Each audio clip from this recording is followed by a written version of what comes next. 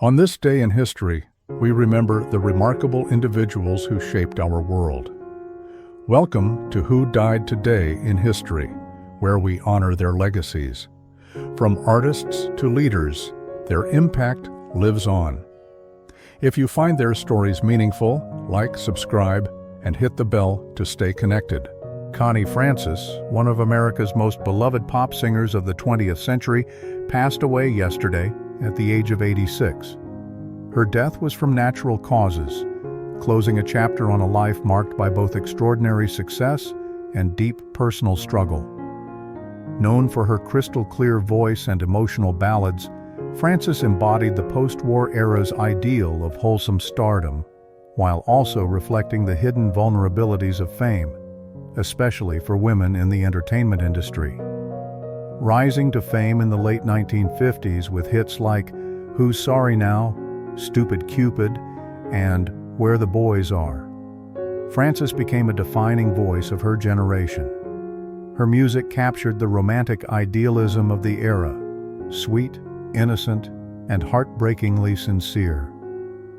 However, behind the public image lay a life of intense hardship, including the trauma of sexual assault, battles with mental health, and a long hiatus from the spotlight. Her openness about these struggles in later years helped destigmatize conversations around mental health, especially among older women and performers. Her death marked the end of an era, the last echo of a time when pop singers stood as symbols of optimism in a rapidly changing world. The immediate response to her passing was one of widespread reflection and tribute. Fans and fellow artists commemorated not just her musical legacy, but her resilience, her ability to return to the stage time and time again, even after personal tragedy. Connie Francis's passing deepened the reverence for her work.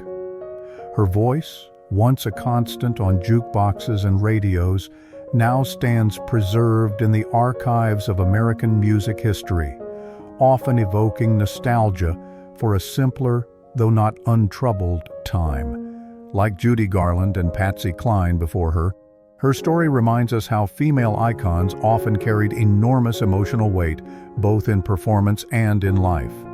Through tribute albums, biographical portrayals, and the continued rotation of her classic hits, we immortalize Connie Francis. Her songs still play at weddings, on retro playlists, and in films that seek to capture the innocence of mid-century America. In remembering her, we recognize the dual nature of fame, how it can both elevate and isolate, and how true artistry endures long after the final curtain call. Billie Holiday, one of the most influential jazz singers in American history, died on July 17, 1959 at the age of 44. Her death, caused by complications related to liver and heart disease, was the result of years of substance abuse, poverty, and relentless systemic oppression. Though classified as a natural death, the circumstances surrounding it were anything but peaceful. At the time of her passing, Holiday was under police guard in her hospital bed, arrested for drug possession even as she lay dying. This tragic image, an artist handcuffed in her final moments, captured the complex and painful realities of her era. Holiday's life was defined by both dazzling talent and profound struggle. Her voice, haunting, soulful, and raw, channeled not just personal heartbreak, but the collective suffering of Black Americans. Songs like Strange Fruit, a chilling protest against lynching, challenged the sanitized narratives of America in the 1930s and 40s. Her willingness to speak truth through art made her a target of federal authorities, especially during the reign of J. Edgar Hoover's FBI, which pursued her relentlessly for drug-related offenses. This policing was not just about narcotics. It was about silencing a voice that dared to confront racial injustice. The immediate aftermath of her death saw an outpouring of grief from fans and fellow musicians. While she had become marginalized by the industry in her final years, her passing reignited public interest in her work and legacy. critics began to reassess her importance, not just as a jazz singer, but as a cultural and civil rights icon. Her legend grew, transforming her from a troubled artist into a symbol of resistance, vulnerability, and artistry against the odds. Billie Holiday's death illuminated a painful truth: that genius is often not protected, especially when it comes in the form of a Black woman challenging societal norms. Her story reflects humanity's struggle to reconcile artistic brilliance with personal suffering and the frequent failure of institutions to support their most important voices. Today, Holiday is immortalized through biographies, films like Lady Sings the Blues, murals, and countless reinterpretations of her music. Her voice lives on not just in recordings, but in the ongoing fight for justice and recognition in the arts. In remembering Billie Holiday, we remember that power often lies not in defiance alone, but in the quiet, persistent telling of the truth. Katherine Graham, a towering figure in American journalism, died on July 17, 2001, from head trauma after a fall. Her death was sudden and tragic, the result of an accident rather than illness or violence. Yet the symbolism of her passing extended far beyond the circumstances of that moment. Graham had come to represent the evolving role of women in leadership, the integrity of the press, and the power of truth during a turbulent era in American history. Graham took the helm of the Washington Post in 1963, following her husband's suicide, a move few in her social circle or the male-dominated publishing world expected. At a time when women were largely excluded from executive roles, she transformed the paper into one of the most respected and fearless publications in the world. Under her leadership, the Post published the Pentagon Papers and exposed the Watergate scandal, holding those in power to account and setting a new standard for investigative journalism. These decisions were fraught with risk, legal, financial, and political. But Graham's resolve reflected the era's emerging values: transparency, accountability, and a growing demand for ethical leadership. Her death in 2001, at the dawn of a new millennium, marked the end of an era for traditional journalism. It came just months before the September 11th attacks would usher in a new age of media urgency, misinformation, and ideological polarization. Graham's absence was felt not only as a personal loss to the journalistic community, but as a symbolic shift, from a time when newsrooms were driven by principle to one increasingly shaped by ratings, digital immediacy, and corporate interests. The legacy of Katherine Graham has only grown in the decades since her death. Her memoir, Personal History, won a Pulitzer Prize and shed light on both her private insecurities and her public courage. In Steven Spielberg's 2017 film The Post, Meryl Streep portrayed Graham as a woman torn between duty and fear, an image that helped reintroduce her to new generations. Through books, film, and institutional tributes, Graham has been immortalized not simply as a publisher, but as a symbol of moral clarity and quiet bravery. Her story reminds us that true power often lies in perseverance, that leadership is forged through adversity, and that memory, shaped by the stories we choose to tell, can preserve both truth and transformation. Walter Cronkite, often referred to as the most trusted man in America, died on July 17, 2009, at the age of 92 from cerebrovascular disease. His passing was natural, peaceful, and marked the end of an era when journalism held a sacred place in public trust. Cronkite's career as the anchor of the CBS Evening News from 1962 to 1981 shaped the American public's understanding of the most defining events of the 20th century, from the assassination of John F. Kennedy to the Vietnam War, the moon landing, and the Watergate scandal. Cronkite's death came at a moment when the media landscape was undergoing a profound transformation. The rise of 24-hour cable news, internet journalism, and partisan commentary had begun to erode the authority and objectivity once expected of broadcast news. His passing was widely mourned not only as the loss of an iconic individual, but also as a symbolic farewell to a form of journalism rooted in fact, restraint, and credibility. It triggered reflection on what journalism once was and what it was rapidly becoming. Perhaps more than any other broadcaster, Cronkite exemplified the power of media to both report on and influence history. His emotional delivery of Kennedy's death in 1963 captured a nation in mourning.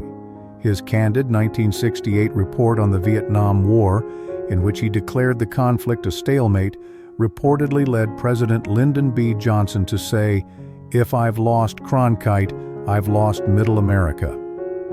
That moment underscored Cronkite's unique position, not as an activist, but as a barometer of the public conscience.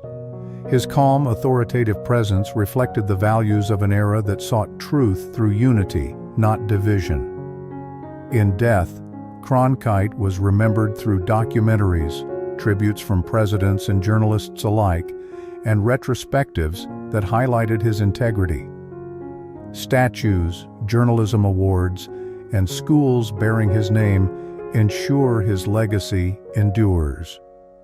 His life and passing remind us that how we receive and believe information shapes the course of history, and that trust, once earned, becomes a powerful force in shaping memory.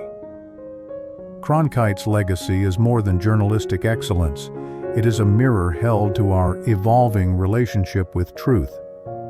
In remembering him, we recall a time when news sought not to provoke, but to inform, a testament to the enduring need for honesty in public discourse.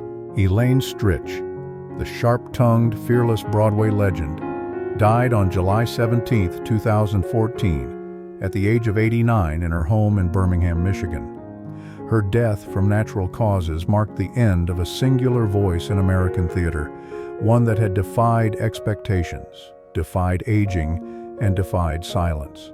Stretch, known for her commanding stage presence and unfiltered candor, lived a life that stood as both a celebration and a critique of show business. Her passing, while peaceful, felt monumental for an industry she had helped define and challenge. Stretch's career was built during an era when women in entertainment were expected to be glamorous, compliant, and polished. She was none of those things. Whether through her brassy rendition of Stephen Sondheim's The Ladies Who Lunch or her brutally honest one-woman shows, she carved a niche as a performer who embraced vulnerability and imperfection. Her death occurred during a cultural moment when authenticity was becoming increasingly prized over perfection, making her loss all the more poignant. In many ways, Stretch's passing mirrored the shifting values of her era, a growing appreciation for raw honesty in art and public life. The immediate aftermath of her death was an outpouring of tributes from the theater community and beyond. Broadway dimmed its lights in her honor, a gesture reserved for the most revered. Her legacy was re-examined in articles, documentaries, and retrospectives that underscored her impact not just as an actress, but as a truth-teller. She had lived publicly with diabetes, spoken openly about alcoholism, and addressed aging with a rare candor that made her both intimidating and endearing. Stretch's death amplified her legend, solidifying her place not just in theater history, but in the broader conversation about aging, womanhood, and authenticity in the arts. Her fearless spirit is now immortalized in archival performances, memoirs, and the continued influence she exerts over a new generation of performers who see power in imperfection. In remembering Elaine Stretch, we confront a deeper truth about how we value those who disrupt norms.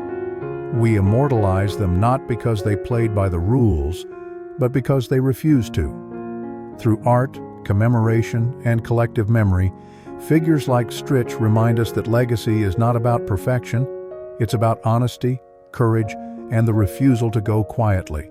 John Coltrane, one of the most revolutionary figures in jazz history, died on July 17, 1967, at the age of 40.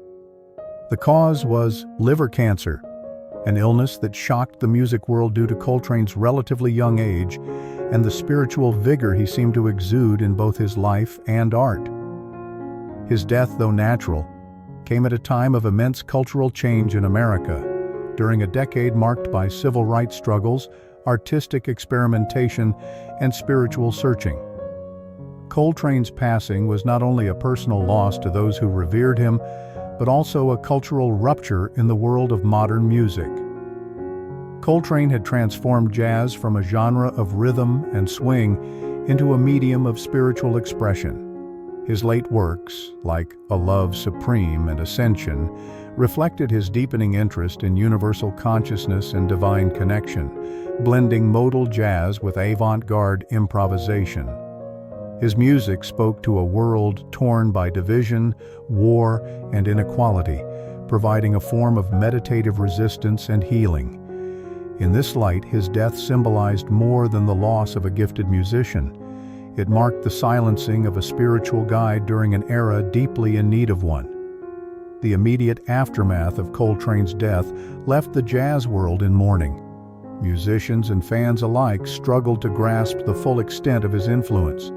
While he had already gained a cult following, his death turned him into a near-mythic figure. Coltrane became the subject of posthumous albums, biographies, and tributes. His recordings were studied as sacred texts by generations of musicians, and even religious institutions began honoring him, most notably the St. John Coltrane Church in San Francisco, which canonized him as a saint. His death amplified his legend. Unlike some of his contemporaries, Coltrane did not die from addiction or violence, but from a disease that struck quietly. This, coupled with his disciplined lifestyle and spiritual outlook, added a layer of solemn dignity to his legacy. In contemplating Coltrane's passing, we reflect on humanity's yearning for meaning through creativity. His death reminds us that mortality does not end influence, it can elevate it. We immortalize figures like Coltrane not only through music, but through the reverence we assign to their journeys. In doing so, we affirm that the pursuit of transcendence through art is one of humanity's most powerful legacies. Jeare, the celebrated French ballerina and cabaret singer, passed away on July 17, 2020, at the age of 96 from natural causes. Her death marked the end of an era in French performing arts, a period defined by elegance, innovation, and a fearless blending of classical and popular forms. Jeare's long and vibrant life allowed her to witness and shape the changing landscape of performance, fashion, and femininity in 20th century Europe. Born Renée Marcel Jeare, she rose to prominence in the 1950s through her collaboration with choreographer Roland Petit, her husband. Their productions, such as Carmen, 1949, revolutionized ballet by injecting theatrical flair and sensual modernity. Her transformation into a cabaret star with her trademark short haircut and sultry voice mirrored a post-war France eager to shed the constraints of tradition and embrace reinvention. Her passing, therefore, felt like the closing curtain on a time when high culture and mass entertainment danced hand in hand on the Parisian stage. Jeare died in her home in Tolochenaz, Switzerland, quietly, far from the footlights that had illuminated her for decades. Her death was not tragic in the sensational sense, but it was poignant in its symbolism. She had come to represent a Paris that no longer existed, a world of smoky nightclubs, avant-garde ballets, and couture-draped muses. As France in 2020 faced a new era of global uncertainty, pandemic isolation, and digital transformation, Jeare's death underscored how much had changed since her heyday, and how much cultural richness risked being forgotten. The immediate impact of her passing was most deeply felt in artistic circles. Tributes poured in from dancers, designers, and musicians who saw in Jeare a fearless pioneer. Though she had faded from the public eye in her later years, her legacy, embodied in choreography, costume, and charisma, found renewed appreciation. Her collaboration with Yves Saint Laurent, who designed many of her iconic stage outfits, continues to influence fashion today. In remembering Jeare, we see how figures like her are immortalized not only through biography or statue, but through the continuation of their spirit in art. Her death reminds us that mortality need not diminish one's impact. Instead, memory, when nurtured through creativity and reverence, can elevate a life into legend, one pirouette, one song, one spark at a time. George "Machine Gun" Kelly, once one of the most feared names in American crime, died on July 18, 1954, from a heart attack at Leavenworth Penitentiary, where he was serving a life sentence. His death, natural and largely unnoticed by the public, stood in stark contrast to the violent legend that had been carefully constructed during his criminal peak in the early 1930s. The end of Kelly's life in a quiet prison cell rather than in a blaze of gunfire highlighted the myth-making machinery of the era and the way American society both glamorized and punished its outlaws. Kelly became infamous during the Prohibition era, a time marked by economic desperation, government mistrust, and a thirst for anti-heroes. He gained notoriety for the 1933 kidnapping of oil tycoon Charles Urschel, an act that brought federal attention and ultimately led to Kelly's capture. It was during his arrest that the now legendary phrase, "Don't shoot, G-men," was reportedly uttered, though likely fabricated by the FBI to bolster their image during J. Edgar Hoover's campaign to professionalize federal law enforcement. In reality, Kelly's reputation as a cold-blooded gangster may have been exaggerated. His wife, Katherine Kelly, was instrumental in promoting his machine gun image, even purchasing the weapon that gave him his nickname. The public eagerly consumed this narrative, drawn to the drama of gun-toting criminals at a time when trust in institutions was faltering. But in prison, Kelly was considered a model inmate, far removed from the dangerous image he once projected. His death had little immediate consequence beyond a footnote in crime history. By 1954, the gangster era was over, replaced by Cold War anxieties and the rise of more sophisticated crime syndicates. Yet Kelly's story remained compelling. It symbolized the collision between fact and fiction in America's cultural memory, how a criminal, aided by media and myth, became a larger-than-life figure. In remembering figures like Kelly, we confront our complex relationship with power, rebellion, and mortality. Society immortalizes such individuals not solely because of their deeds, but because of what they represent: defiance, charisma, and the allure of danger. Through books, films, and folklore, we keep their stories alive, not always to honor them, but to understand ourselves and the world that created them.